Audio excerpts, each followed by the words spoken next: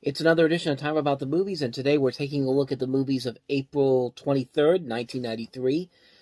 Four movies to look at, and honestly, this should be a very quick one because for the first time in a while, I have not seen any of the four movies that we're going to address here today, but we are going to run through them real quickly, so let's not waste any more time. Let's just jump right on into it, and we'll start off with the first movie that we have here, Dr. Dre and Ed Lover in the comedy Who's the Man?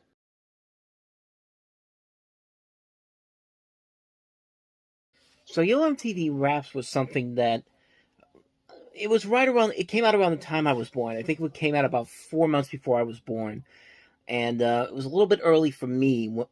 But I remember. I remember my first MTV experience being when they would show episodes of Rocko's Modern Life on MTV and Ren and Stimpy, and then later on, I figured I grew to know more about MTV in the middle of the '90s with Beavis and Butthead, Daria, all those type of shows. But I wasn't around when I really didn't pay much attention to Yo MTV Raps because I mean honestly I was 4 years old when this movie came out, so I really didn't know too much about that show or this movie in particular for obvious reasons because I was still a little too young for this. But I mean the movie itself doesn't look like it's that bad, and actually it does look like it's a ton of fun. You got it's like I said, Dr. Dre, Ed Lover, big cast in this movie. Salt and Pepper, Colin Quinn, Dennis Leary, Bernie Mac is in this. This is the first movie with Terrence Howard. Ice-T is in here. Karen Duffy, Vincent Pastore, and a lot of cameos in here. I'm looking at this list here. Bill Bellamy, Busta Rhymes. Let me see what else is here. Fat Five Freddy, Flavor Flav, Heavy D, House of Pain, Kid Capri, Naughty by Nature, Nikki D, Penny Hardaway, Queen Latifah, Run DMC, Scottie Pippen, just all these names here that I'm very familiar with, and I never even heard about this movie until the mid 2000s. I think it was actually on the videotape for Ninja Turtles 3. I remember this trailer being on. Oh, I see another one name I remember, Crisscross. They were in the trailer, so I wouldn't know that. But yeah, I've never seen this movie before, but it looked like a movie that could be fun for what it is. It honestly looks like something on the same lines as Disorderlies with the Fat Boys, and that's another one of those movies where there isn't really a whole lot of. It's not really all that exciting, but in terms of a story, but it is a fun movie overall if you have the right mindset to it. And I think this movie kind of has the fun mindset to it. Um, Honestly, it actually could be something pretty good. It's something that I've been wanting to see for a long time now. I've just never gotten around to seeing it, but I have been wanting to see it, so maybe one day I'll definitely check it out. But that's really much.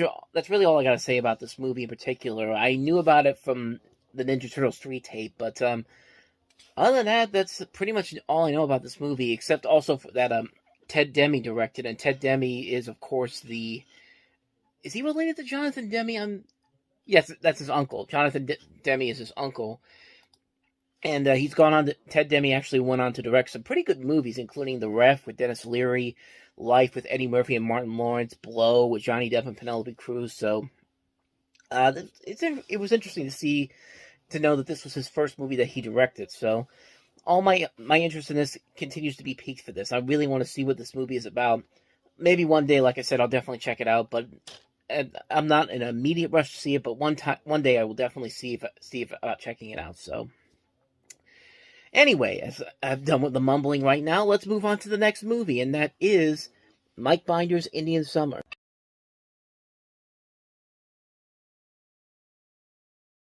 We've already talked about Mike Binder's previous film that he did, Crossing the Bridge, and he would later go on to direct such films as Blank Man, The Upside of Anger, Man About Town, Rain Over Me, Black or White, and it's got a pretty decent cast to it overall. You've got Alan Arkin, Diane Lane, Bill Paxton, Elizabeth Perkins, Kevin Pollak, Julie Warner, Kimberly Williams. Even Sam Raimi has a role in this movie.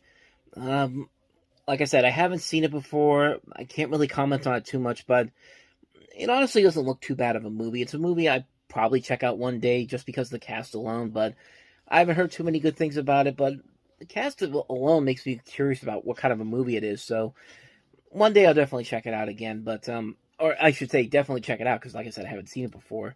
But yeah, that's Indian Summer. So let's move on to the next movie, and that is Timothy Hutton in The Dark Half.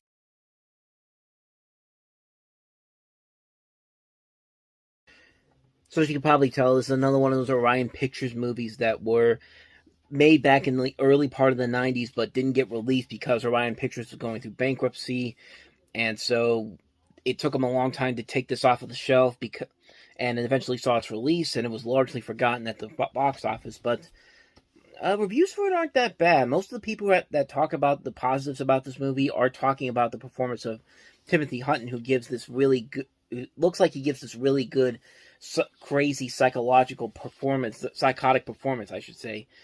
And it's probably going to be the best thing about this particular movie is the fact that Hutton is really doing something that's kind of outside of his type of performance, and it definitely looks like a ton of fun. It looks like a really ridiculous movie, but also kind of a chilling movie. Like I said, I think the reason that this movie has somewhat of a legacy to it is because of Hutton's off performance from what he usually does, and yeah, it could definitely be something pretty good. But yeah, and George Romero directed this movie. It's actually the third film he made with a major film studio behind it. Of course, Creepshow by Warner Brothers, and then Monkey Shines, which I think was MGM. No, it was also Orion Pictures. But yeah, and George Romero usually liked to work with a low budget without a major studio behind him, and this movie in particular, he was facing a lot of problems behind the scenes, so you can kind of tell why he didn't do a whole lot of studio type pictures. But most of his work obviously has been pretty good. So, but yeah, that's pretty much all I got to say about this one because I haven't seen it, but definitely looks like it could be pretty good. So maybe one day I'll definitely check out The Dark Half. So with that said, let's move on to the last movie of the week, and that is Map of the Human Heart.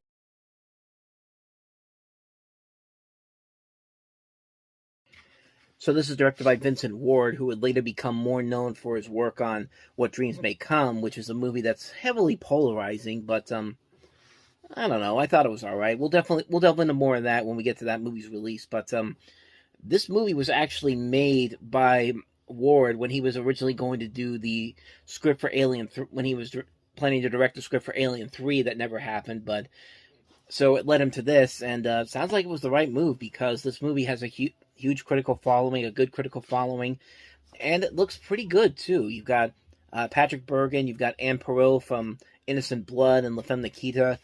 John Cusack is also in this movie in one of his early film roles. Jason Scott Lee is in here. Ben Mendelsohn. A good cast overall, and it looks pretty good. It does look like a pretty good movie. Yeah, like I said, nothing really more I can add to it because I haven't seen it, but it definitely looks pretty good. So one day I might check it out. But there you go. That's Map of the Human Heart. And so on that note, we wrap up another edition of Time About the Movies. Next time we meet, we'll look at 5 new movies, including 3 of Hearts, Splitting Hairs with Eric Idle and Rick Moranis, Blood In and Blood Out, The Night We Never Met, and also The Pickle. So 5 movies to look at next time. But until then, thank you very much for watching. And if you want to see more videos like this, please hit the playlist on the next page. Check out the previous episode. I'll see you guys tomorrow for another episode. So thank you for watching. I'll see you next time. And until then, as always, take care.